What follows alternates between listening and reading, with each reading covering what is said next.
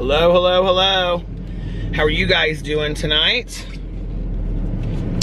Well, it's the beginning of the Thanksgiving festivities, and I'm leaving the house, and it is pouring down rain right now. And, well, it's a little bit lighter than it was. It was really like torrential downpours earlier. And, yeah, and it was really windy. There was like a wind advisory out, like leaves are everywhere. But I think we're past that now. Alex had leftovers. We sat around and talked forever. And then he heated up leftovers. And, like, the leftovers that he brought home and two of the containers. See, I brought 2 containers home and he brought 2 containers home, and we thought it was, like, all the same stuff. Except for that he had also brought turkey. But I didn't know that he had, like, put turkey into each of his containers. And so the turkey touched the food, so I can't have any of that food because I'm a vegetarian. So, I was like, and that we had planned to, like, eat that tonight. And so he was like, well, do you care if I heat this up? And I was like, no. I was like, I'll just go get something to eat. So I went and got Burger King, which is so healthy. And then I have this Coca-Cola Georgia Peach that I reviewed in here earlier. And I have like the entire container of it back here. It won't just sit down smoothly. I need it to just, because I have a coat back there, I think. I have a bottle of water. Hold on. While I'm at the stop sign, I want to move these to the back. I was going to give them to Tanya, and I thought we might get a fountain pop later, but she's busy with her son, and his girlfriend just got in tonight. So, that leaves me with you. And because last night was one of the nights I did like a longer vlog, and last night I said it was going to be shorter, and it wasn't. So I think tonight I'm going to make it shorter. I'm trying to do like short, long, short, long. It just depends. I just need to really be listening to my audiobook, so I'm going to do about a half an hour tonight of a vlog, and then, yeah, and that's about the size of it. So, Thanksgiving has officially started. Alex has stuff he has to work tomorrow, like a kind of like a half day, I think. And then I asked him, so we're going over to his mom's at 1 o'clock on Thanksgiving. And then we're going out to eat with Caroline at 5. And then he asked me what I wanted to do. We hadn't really, like, he had said he wanted to go Black Friday shopping, but we hadn't really, like, talked about specifically, like, what we were gonna do. And so I was telling him, like, what I had shared on here about how I wanted to get down there between, like, 10 and 11 and stay till 2. And he was like we did a couple years ago. And I was like, yeah. I think he actually went 2 years ago, maybe. I don't know. So anyway, last year he was like, I don't want to go, I'm really tired or something. He just didn't want to go. I can't remember why, but anyway, or something happened, I don't know, but he didn't go last year. So, but I said, are you wanting to go back over to like your mom's, like after the dinner with Caroline? Because like sometimes his family ends up hanging out for literally like hours upon hours upon hours. And he was like, well, I hadn't really thought much about it yet. And I go, because I'm going to want to take a nap, like after 2 Thanksgivings. And I said, so I'm going to, which means, because I'm probably not going to make any videos that day. If I do make videos for Thursday, I'll make them tomorrow to post on Thursday, but we'll just see.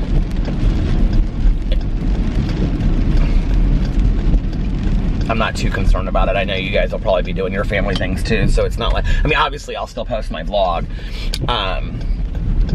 but the other channels, it's like, you know, but I have stuff I want to do. I had this one review that I wanted to do like a vegan options like mukbang review for Trader Joe's, because they have all kinds of like vegan options for Thanksgiving. And then I had another thing that I bought actually that is specific for Thanksgiving, and now it's just like I can't get both of them done in time for Thanksgiving. And I really, to be honest with you, don't want to spend all the money on the food. What did I just do? For the food, like all the vegan food to just sit there, because Alex won't eat it, which means it'll be me, and I don't need to be eating that much. I don't need that much stuff around the house anyway. So I think it would be just better if I didn't do that review because I was gonna get like a tofurkey, you know, thing, and then I was gonna get like stuffing, and I was gonna get like mashed potatoes and all this stuff, and I just think it would be better if I didn't. So, although I really do want some stuffing, so I need to go to Trader Joe's to get some veggie stuffing just to make. Which of course, I waited till tomorrow to go do this, so tomorrow's gonna be like the busiest day in the entire world at the grocery store. Are you like me? Do you wait till the last minute with all that crap? It's like, okay, great. So we're gonna, oh my God, I forgot I had to plug in my phone. My phone is almost dead. So great, we'll go to, Peter will go tomorrow to the grocery store when it's the busiest day of the year at the grocery store. It's like, I always wait till the last minute to do my Christmas shopping. And there's like everybody else in the entire world. I've seen a lot of like fire engines and, oh Lord, no, we don't need that. See, it always plays that song first, the A-Team. By Ed Sheeran. But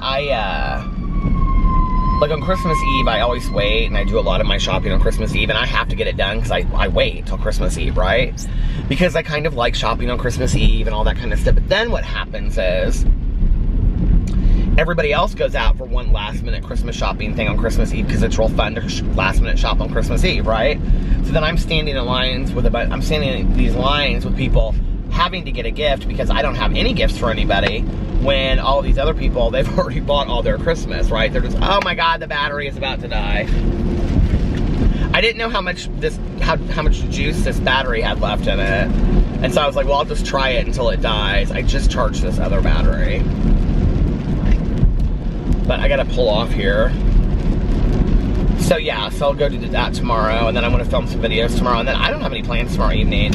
I think I'm gonna do a live stream. If you're watching this, I'm gonna do a live stream, and I think I'm gonna do it on YouTube.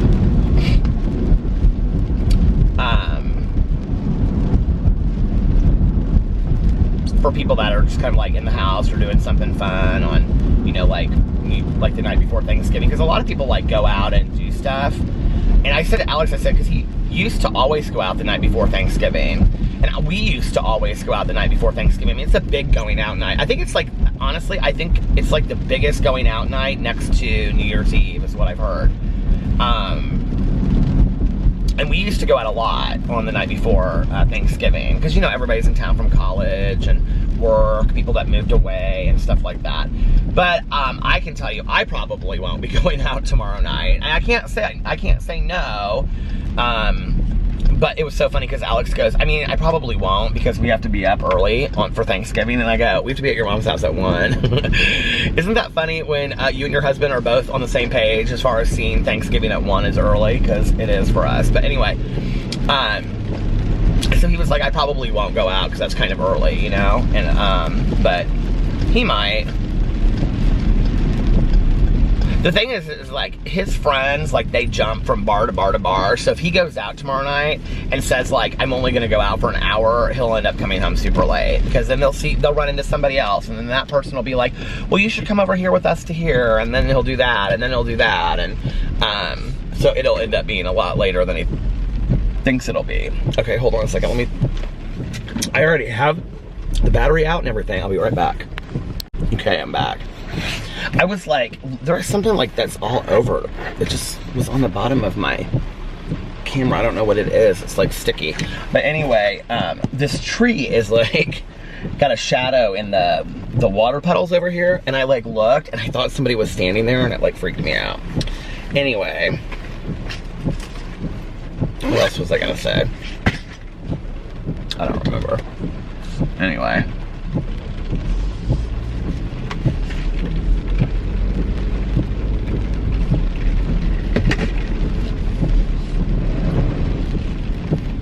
So much water. It's been raining for hours. So yeah, so then we're getting up on Thanksgiving and we're going over to his mom's house, which will be fun. And then we're going to eat with Caroline. We're going out to eat, which that'll be fun too. I used to get my hair cut right here when I was in high school, but it was called something else. But the salon is still there. It's just changed names. The guy that cut my hair, he's now over there, and he owns a salon over there. Isn't that so funny? And my friend Valerie, I just found out the other day that she goes to him to get her hair cut. I don't know how we got talking about, we were talking about like hairstylists or something. And I was like, where do you go? And she was like, this place, and he owns it. And I was like, who do you go to there? And she said it. I was like, oh my God, he cut my hair when I was in high school. I was like, you should tell him that you know me. I said, we used to like see each other out a lot and stuff like that. Isn't that funny? How time flies. He's actually a kind of important part of my coming out story. I think I've shared this on here before. That specific hairstylist is an important part of my coming out story, because so I started going to him to get my hair cut when I was like 16, and oh my God, he did such like, I mean, I colored my hair sometimes, but he did like hair, I would go in there, and what's so funny is my mom being so liberal-minded and stuff, I think like later she explained it to me one time, and she was like, I was always afraid that people were gonna make fun of you. Like, you know, they're all gonna laugh at you, like from Carrie. But she was like, I was afraid they were gonna make fun of you, and as a protective parent, like that's not what I was worried about that, right? But it's interesting because like my mom was like so liberal and open-minded. Well, both of my parents are real, and my stepmom as well, are all really liberal and open-minded when it comes to issues and things like that. My dad's definitely more conservative, but he really could give a rat's ass about anything. He didn't care. I mean, like, the way I dressed, the way that, like, my hair looked and things like that, there was, you know, like, he just had no issue with it in high school. If I came in with purple, I never had, well, I don't know, I had all different kinds of color hair, but anyway, he just didn't care. Like, it was just not a huge issue to him. You know, my dad was just like, I mean, in fact, when I had really, really long hair, my dad was like, do it now because when you're older, you won't want to. And he was like, so, you know, be yourself. And all. My dad's always told me that. He's always inspired me to just, like, you know, dance to the rhythm, dance to my own rhythm, or, you know, like, dance to the beat of my own drum, so to speak. And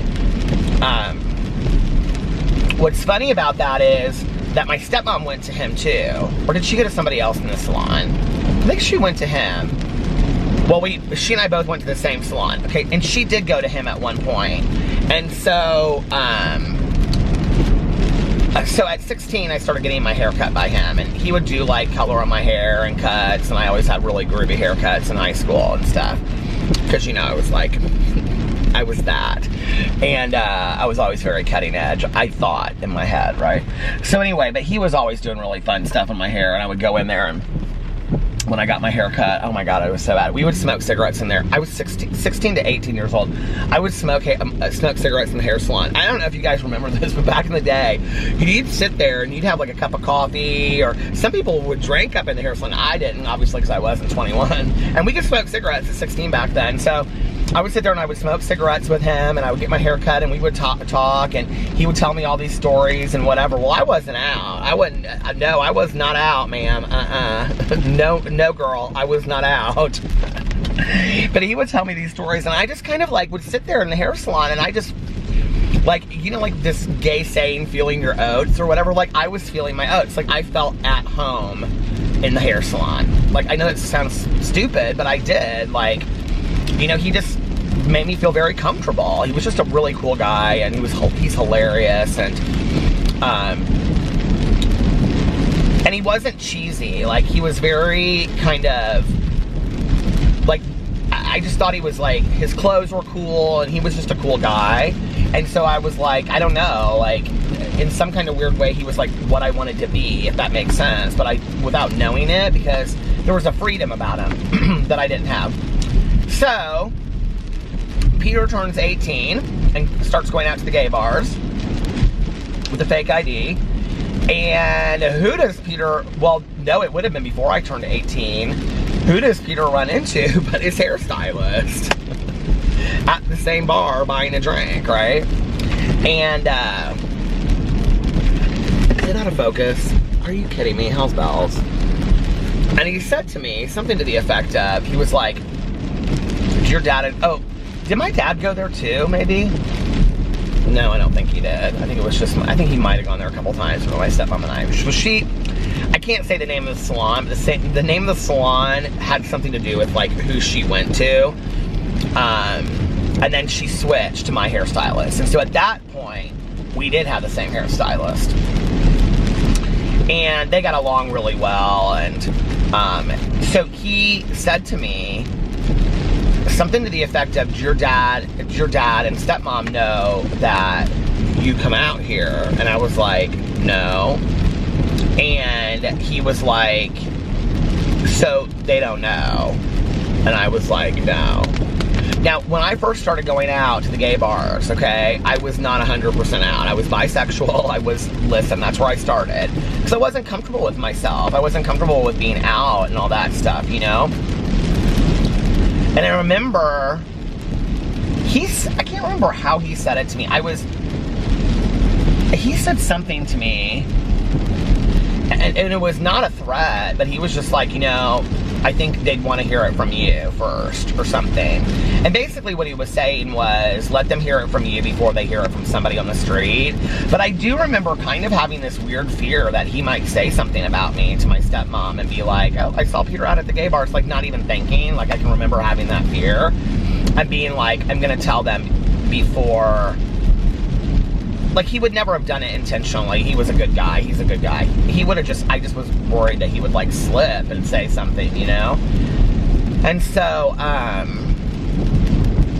was like, I need to come out and say something. And that's why I planned it out. I deliberately planned out, because I knew I was going to see both of my parents, both groups of my parents, my mom, and then my dad and my stepmom for my 18th birthday, of which I was hung over for shit. I was just thinking about this the other day, because somebody said, somebody said on a video, have you ever been to MCL cafeteria? And I was like, yeah, I think, well, when I was growing up, we used to go there all the time with my grandma, and my mom would say, your grandma loves MCL, it's a cafeteria, okay? But they have pretty good food, but it's really expensive. And my mom would go, my mom hated MCL cafeteria. And she would say, your grandma loves MCL cafeteria because she can pick out her own food. I've been making all these jokes about my grandma in prison. I don't know if that's me coming to terms with it, or I don't know if it's like so surreal to me that every once in a while it kind of hits me like, but grandma probably liked going to MCL cafeteria, because I don't know, maybe she got to pick her foot. That's where I'm gonna leave it on there. My cousin Caroline is probably like, oh my God. Like, I say this stuff to her and she just looks at me and I'm like, do you think, like, I would say to Caroline, like, in all honesty, I would say, Caroline, do you like think remember grandma liked MCL? And she'd say, yeah, grandma loved MCL. And I would say, like, I mean, I haven't had this conversation, but this is like how a conversation would go. And I would be like, so do you think grandma liked MCL because she liked, you know, cafeterias because of when she was in prison at the Caroline would just look at me like, what is going on in your head? Are you crazy? Because, like, I always, like, wonder about these things, right? So anyway, past that, let's move on. Past the potatoes. But my grandma loved MCL cafeteria. Well, I don't remember why we picked that place, but one of my very best friends from high school, she now lives in Portland, Oregon. She and I have the same birthday, but we're a year apart. She's a year younger than me. And so I was like a senior when she was a junior, and I had just graduated, and then she was going into her senior year. Well, we had all gone out. I don't even remember what happened the night before my 18th birthday, okay? All I know is that, I don't know why we went to MCL. I really have no idea. I don't know why that was the place that we picked, but I just remember all of us being hung over and sitting at this table in the back of the cafeteria, and we were just like I just remember being so hungover. And I knew that I had picked that day to come out to my family, and saw both of my family that day, you know? So anyway, I was sitting here before I got on video tonight, and I was like, I don't know what I'm going to talk about when I get on video, and it's always really interesting. Like, I never know what I'm going to talk about when I get on here. I mean, I know there's people that think I actually script these vlogs out, but yes, I spend 3 hours scripting the vlogs, another hour practicing it, another hour rehearsing it so I can get on here and vlog for an hour.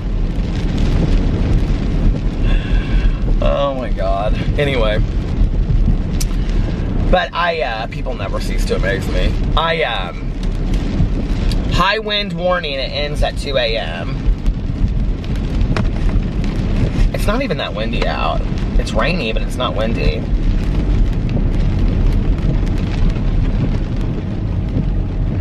Do you know what's really weird after that is I don't really, like, I was really honest with my parents about, like, I'm gay. Well, I told my mom I was bisexual, and she was like, Peter, you're gay. With my dad, it was, like, so much easier. I don't know why. I remember with my dad and my stepmom, they just kind of asked. Like I said, I need to talk to you about something. And I don't remember who said it first. I think it was my dad. Maybe it was my stepmom. I don't remember. But I sat him down. I can see it. We're like sitting in the kitchen, because they have like a kitchen that on one side is like where the island is and the stove and all that refrigerator, and then on the other side is where like they have like a couch. They have 2 couches, and like it's like a sitting area, and then they have like a fireplace in there. And we were sitting in there, and I said, "Can I talk to you guys for a little bit?" They had like given me a birthday present or something. I don't remember. And I was like, "Can I talk to you guys for a couple minutes?" And we sat down, and I said, "I have something I need to talk to you guys about that's pretty serious." And my dad looked at me. I feel like it was my dad that asked me, and he said, "Are you gay?" And I said, "Yeah." But I did that first, I think, because I can see, like, it seems like it was the day when I was there, and my mom's was that night. And I remember sitting, like, my mom had made me, like, a birthday dinner, and I remember sitting at the kitchen table at my mom's house, because I usually sat on the other side by the window, but for some reason I can see it in my head, and I was sitting on the other side. And I told her first. I think I was afraid of disappointing her. I don't know why. You know, my mom had lots of gay friends when I was growing up, and she had no issues with it whatsoever. And you know, I look back on that, and what's really interesting to me is that the very first person that ever talked to me about trans people was my mom. She was the very first person that ever talked to me about it. You know, my mom had, I think it was in Chicago, Grand Rapids or Chicago. She had a friend that was transgender, and she had read the book Conundrum, which was about one of the very first male to female trans, like they had, you know, the reassignment surgery and everything. I think it was like in Denmark or something that book is made out of, or that the person came from. But she's like one of the very first people that ever talked to me about that, and that was before I was even out, that she would say stuff about that, you know. And my mom understood gender a lot. You know, she would say things like, you know, gender is not defined by like wanting to carry up. Like, she was so progressive and ahead of her thinking. Like, she got it on a level that I didn't really even appreciate at the time. Like, I had a couple friends of mine, and what's interesting is that they didn't even end up, you know, being lesbian, which is what we thought at the time, but they were pretty masculine girls. And my mom would say, "You're talking about the difference between gender and sexuality." And I didn't even really understand what she was saying to me at the time, you know? But I would say, "Oh, my friend, you know, she's kind of masculine and boys don't like her because of that." And she's like, you're not talking about sexuality, you're talking about gender, and gender is different than sexuality." And it really took me a long time to understand that. You know, my mom, like, she got that long ahead of time. And so when I came out to her, you know, and I said, like, I'm bisexual, which I knew I was gay. I had known I was gay for a long time. Even when I was dating a girl, I knew I was gay. And I can't even really explain that period of my life, because I really liked her. Like, I really did. You know, I think today, well, with all of these identification labels today, like being pansexual or asexual, whatever, I think I probably would have been even more confused back then. Because I really liked her, but I was never sexually attracted to her. There's no way I could have been intimate with her. And I can remember, like, the first time I kissed a guy, and I can remember thinking to myself, like, this is what it's about. Like, this is kissing. You know, like, this is butterflies in my stomach, you know? And I think that people really get the misconception a lot of times, maybe not so much now as they used to, you know, that, like, being gay is all about the intimate issues or the sexual issues or whatever, when really it's, you know, like, if you remember getting butterflies in your stomach for whoever you're with, it's the same for us, okay? The gender's just the same. And so it really is all just about attraction and, you know, like, who you know what I mean? Like, it just really is. At least for me, I guess I can only speak of my experience. But I remember saying to my mom, I'm bisexual, and she said, she was like, Peter, she was like, sweetie, you're gay. And I was like, I just kind of looked at her, and I was like, okay. And she was like, you know, a lot of us back then, I don't know if it's different today, but a lot of us back then, and I think this has a lot to do with why I really struggled with the concept of bisexuality for a long time, because for a long time I didn't really believe in it. I just was like, I don't know. But, you know, for me, it was because I didn't relate to that. When today, I have several friends of mine that are bisexual, and they are bisexual, and I 100% believe in it today, but back then I didn't really, because we always just thought it was like, this is how far we've come in some ways that we don't even think about today, right? That if, excuse me, if you were bisexual because you liked guys, but you also liked girls, so that part made you more normal, that was more acceptable than being gay, right? So you would rather be bisexual than be gay, was how I think our group looked at it back in the day. Because a lot of us, I talked to people later, we'd all said we came out as bisexual first, you know? And that's different today too, you know? But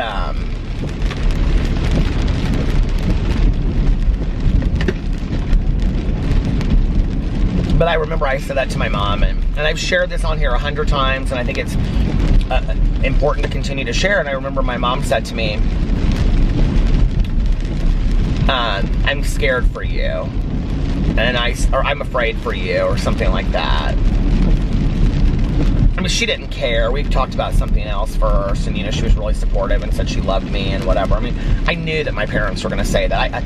I never, like, that is a privilege that I had that I didn't even realize was for a very long time, until I met friends of mine that were literally disowned and kicked out for coming out. I never questioned that with my parents. I was afraid to come out to my parents because I was afraid to just say those words even to myself out loud.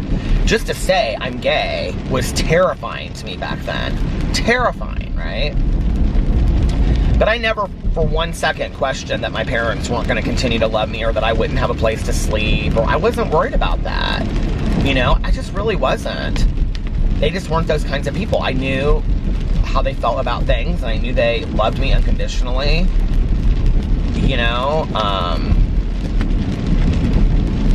makes me sad, you know, when I've had some friends of mine that I've just not been able to share their lives with their families or their families are not in their lives at all because of their being gay. Like, what? I can't imagine holding a child.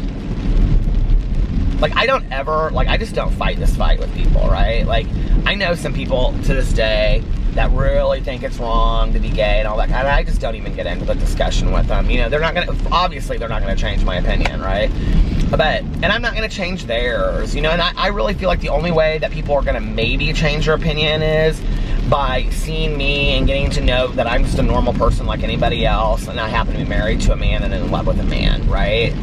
And over time, they'll see that I'm not like anybody else. You know, it was interesting because a couple years ago, I actually just remember telling this story, but I got like a email from somebody. This was like my first probably 6 months of starting a channel, and it was, I think it was like on BookTube, like when I was on BookTube, and I got this email from, it was early days of me being on YouTube. I got this message from this woman, and it was so nice, and she had like grown up in this like evangelical church family, religious family, and like she was still evangelical, you know, Christian, and she didn't believe in homosexuality, and she didn't believe, you know, she thought that it was a sin and that we were all going to hell and all this kind of stuff. So she sends me this extremely long email, right? That, well, oh, maybe it was the letter that I wrote. I'm thinking it's YouTube, but maybe I wrote this letter that the Huffington Post ended up publishing, and it was called Dear Annie, and it was about how the Religious Freedom Act in Indiana would change how it would affect me.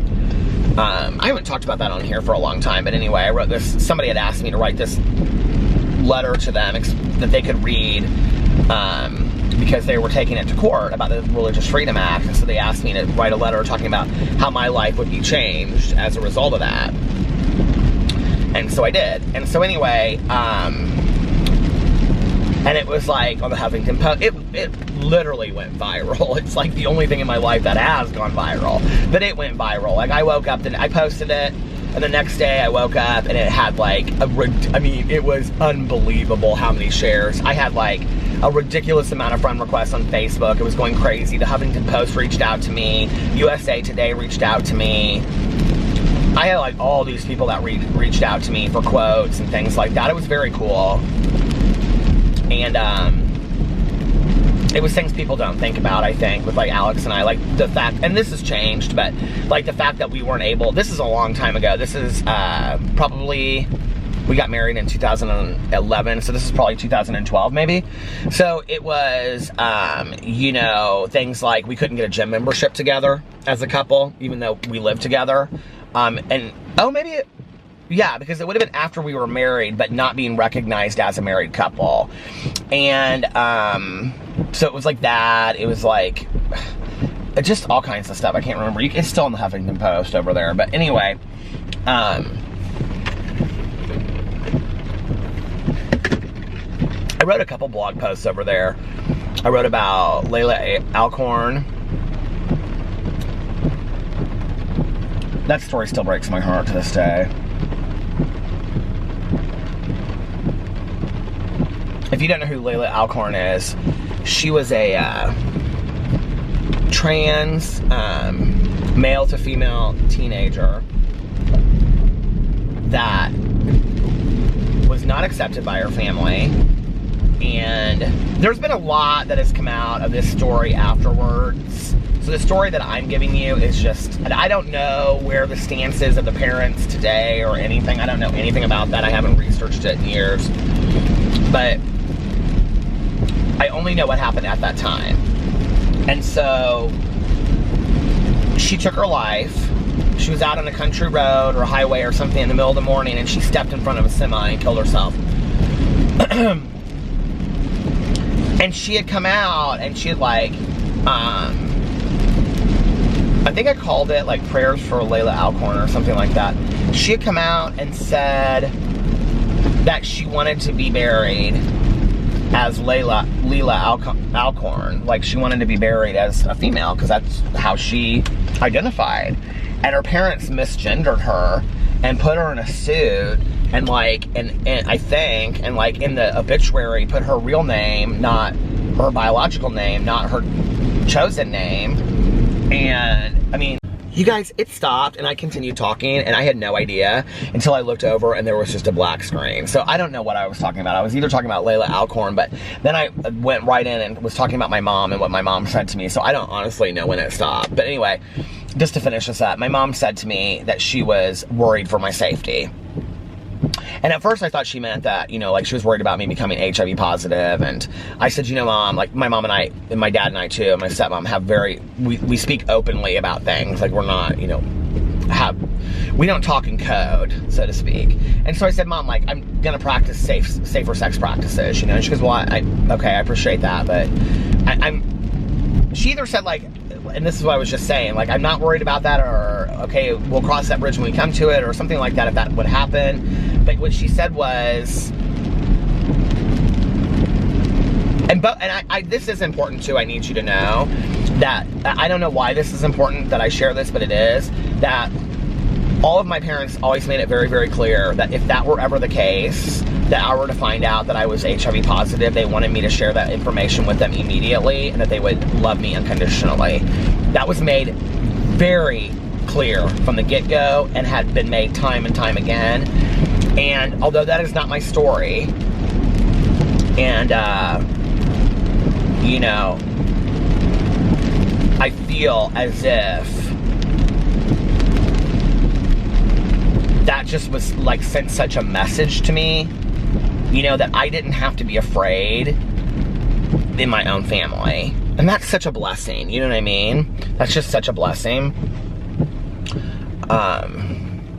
I still think that would have been terrifying for me to do if that had been the case, you know, that I would have had to have told them that, but that just was never the case. And,